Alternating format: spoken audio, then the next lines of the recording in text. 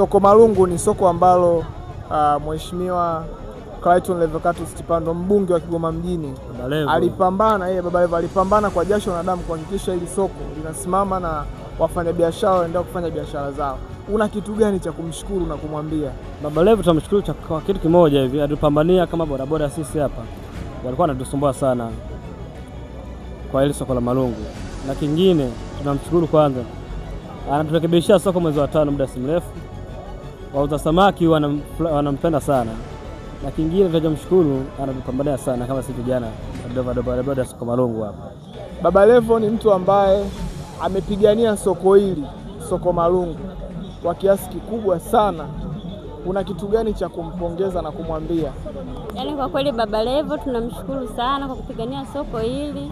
Yaani aendelee kuishi hata bungeni miaka na miaka, hata mitano mingine tena tutamchagua. Mheshimiwa Baba Levo